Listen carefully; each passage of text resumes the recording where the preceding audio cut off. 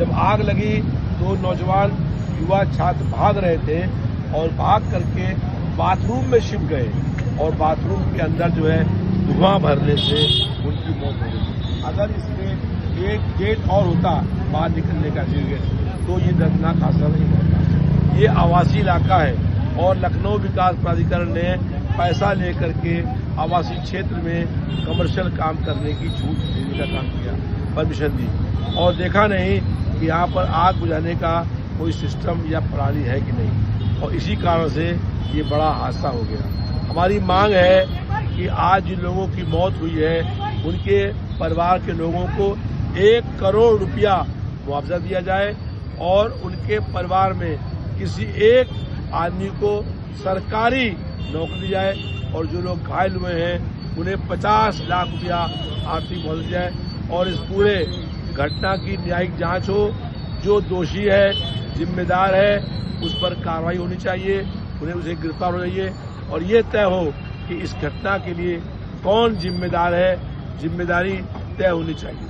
मुख्यमंत्री योगी आदित्यनाथ ने साफ कर दिया कि जांच का विषय और जांच किया जाएगा और जल्द ही दोषियों से कार्रवाई की जाएगी। जो लोग घायल हुए हैं उनको और मृत्यु हुई 5 लाख रुपये देने की बात थी और घोषणा कर दी है। सीएमओ से भी पीएम मोदी ने भी घोषणा कर दी है कि इस प्रकार से घटना हुई है तो सरकार तो अपना काम कर रही है। घटना में जहाँ कहीं भी हादसा होता है मुख्यमंत्री कहते हैं जांच होगी। बताएं कि किसी जांच में क्या कार्रवाई हुई। जांच का समय तय हो कि 15 दिन के अंदर इसकी जांच पूरी होगी और जो दोषी हैं वो 16वें दिन जेल जाएंगे, तब जांच कहने का मतलब है। और उसके साथ साथ जो मुआवजा उन्होंने दिया है वो बहुत कम है, कम से कम 1 करोड़ रुपया आर्थिक मुआवजा दिया जाए और एक सरकारी नौकरी जाए, क्योंकि जो लोग यहाँ पढ़ने आए थे लाइब्रेरी में, उनके माँ ने उनको भेजा था बच्चा पढ़ेगा, उसको नौकरी मिलेगी, लेकिन आज नौकरी है नहीं और बच्चे की जान चली गई।